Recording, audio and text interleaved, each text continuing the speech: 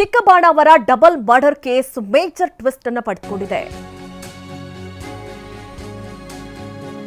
ನೋಡಿ, ಚಿಕ್ಕಬಾಣಾವರದಲ್ಲಿ double murder ಆಗಿತ್ತು. ಈಗ ಗಂಡನನ್ನ ಕೊಂದ ಬಳಿಕ ಹೆತ್ತ ಮಗನನ್ನೇ ತಾಯಿ ಕೊಂದಿದ್ದಾಳೆ ಅನ್ನುವಂತಹ ವಿಚಾರ ಬಹಿರಂಗವಾಗಿದೆ. 6 ವರ್ಷಗಳ ಹಿಂದೆ ಮದುವೆಯಾಗಿದ್ರು ಹರಿಣಿ ಹಾಗೆ ಅಭಿನಂದನ್. 2024ರಲ್ಲಿ ಸ್ನ್ಯಾಪ್ಚಾಟ್ನಲ್ಲಿ ಪರಿಚಯವಾಗಿತ್ತು ಇವರಿಬ್ಬರಿಗೂ. ವಿನಯ್ ಜೊತೆ ಸಂಸಾರದ ವಿಚಾರದಲ್ಲಿ ವಿನಯ್ ಪರಿಚಯವಾಗಿತ್ತು. ವಿನಯ್ ಜೊತೆಯಲ್ಲಿ ಒಂದಷ್ಟು ವಿಚಾರಗಳನ್ನ ಆಕೆ ಹಂಚಿಕೊಳ್ತಾ ಇದ್ಲು. ಪರಿಚಯ, ಪ್ರೀತಿ ತಿರುಗಿ ಮದುವೆ ಆಗೋದಕ್ಕೆ ಹರಿಣಿ ಹಾಗೆ ವಿನಯ್ ನಿರ್ಧಾರ ಮಾಡಿದ್ರು. ಹಾಗಾಗಿ ಮತ್ತೆ ಗಲಾಟೆ ಆದಾಗ ವಿಚ್ಛೇದನವನ್ನ ಕೇಳಿದ್ರು ಆರೋಪಿ ಹರಿಣಿ ಅನ್ನುವಂಥ ವಿಚಾರ ಕೂಡ ಈಗ ಬಹಿರಂಗವಾಗಿದೆ. ವಿಚ್ಛೇದನ ಕೊಡದೇ ಇರೋದಕ್ಕೆ ಪ್ರಿಯಕರನ ಜೊತೆ ಸೇರಿ ಹರಿಣಿ ತನ್ನ ಪತಿ ಅಭಿನಂದನ್ ಜೊತೆಗೆ ಮಗುವನ್ನ ಕೊಲೆ ಮಾಡಿದ್ದಾಳೆ. ಹರಿಣಿಗೆ ಪುತಿವಾದ ಹೇಳಿ ತಾಯಿ ವಿಮಲಾ ಕೂಡ ಹೇಳಿ ಕಳಿಸಿರ್ತಾರೆ ವಿಚ್ಛೇದನ ಕೇಳಿದಂತಹ ಸಂದರ್ಭ. ಆದರೆ ವಿಚ್ಛೇದನ ಕೊಟ್ಟಿಲ್ಲ ಅನ್ನುವಂತಹ ಕಾರಣಕ್ಕಾಗಿ ಪತಿ ಅಭಿನಂದನ್ ಹಾಗೆ ಮಗ ಯದುವೀರ್ನ ಉಸಿರುಗಟ್ಟಿಸಿ ಕೊಂದು ಪ್ರಿಯಕರನ ಜೊತೆ ಎಸ್ಕೇಪ್ ಆಗಿದ್ಲು ಹರಿಣಿ.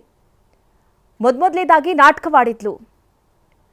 ಆತನಿಗೆ ಹಾರ್ಟ್ ಅಟ್ಯಾಕ್ ಆಗಿದೆ, ಆತ ಮಗನ ಮೇಲೆ ಬಿದ್ದ, ಹಾಗಾಗಿ ಉಸಿರುಗಟ್ಟಿ ಆತ ಸಾವನ್ನಪ್ಪಿದ್ದಾನೆ, ಈ ರೀತಿ ಒಂದಷ್ಟು ನಾಟಕಗಳನ್ನು ಆಡಿದ್ಲು. ಆದರೆ ಈಗ ತನಿಖೆ ನಂತರದಲ್ಲಿ ವಿಚಾರಗಳು ಬಯಲಾಗಿದೆ. ತನ್ನ ಪ್ರಿಯಕರ ವಿನಯ್ ಜೊತೆ ಸೇರಿ ತಾನೇ ತನ್ನ ಪತಿ ಹಾಗೆ ಮಗುವನ್ನ ಕೊಂದಿದ್ದಾಗಿ ಬಾಯಿ ಬಿಟ್ಟಿದ್ದಾಳೆ.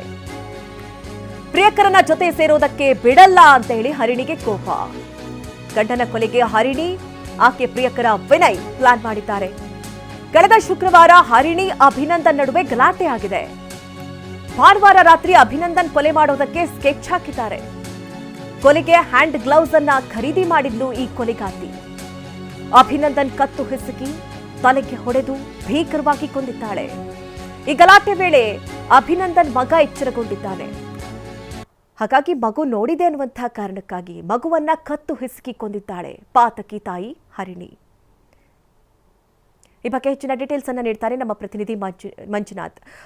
ಈಗ ಗಮನಿಸ್ತಾ ಇರೋ ಹಾಗೆ ಪತಿ ಮತ್ತೆ ಮಗುವನ್ನ ತಾನೇ ಕೊಂದುಬಿಟ್ಟು ಕೊನೆಗೆ ನಾಟಕವಾಡಿದ್ಲು. ಈಗ ಆಕೆ ಪೊಲೀಸರ ವಶದಲ್ಲಿದ್ದಾಳ. ಏನು ಡೀಟೇಲ್ಸ್ ಸಿಗ್ತಾ ಇದೆ? ಏನೆಲ್ಲ ವಿಚಾರಗಳನ್ನ ಬಹಿರಂಗಪಡಿಸಿದ್ದಾಳೆ?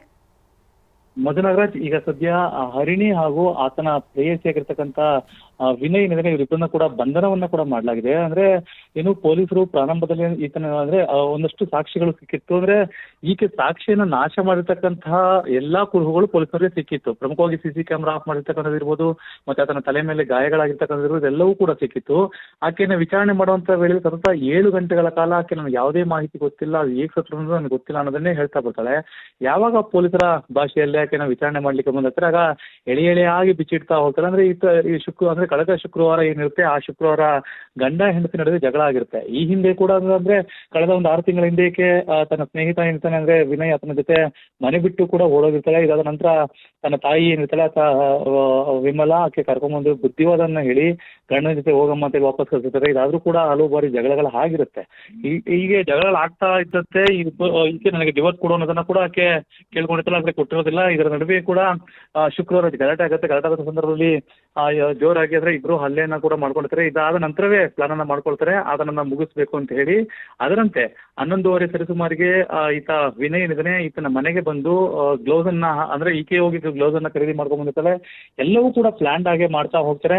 12 ಗಂಟೆ ನಂತರ ಯಾವಾಗ ಈತ ಬೆಡ್ ಮೇಲೆ ಮಲಗಿರ್ತಾನೆ ಆಗ ಹೋಗಿ ಈತ ಹೋಗಿ ಕತ್ತನ್ನ ಇಸಿಕ್ತಾನೆ. ಆಕೆ ಅವನ ಕಾಲನ್ನ ಇಟ್ಕೊಂಡಿರ್ತಾಳೆ.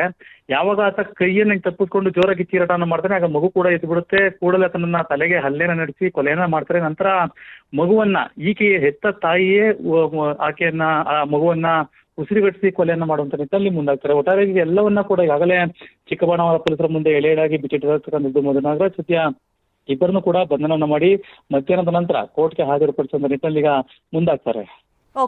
ಓಕೆ ಮಂಜುನಾಥ್, ಥ್ಯಾಂಕ್ ಯು ನಿಮ್ಮೆಲ್ಲ ಡೀಟೇಲ್ಸ್ಗಾಗಿ.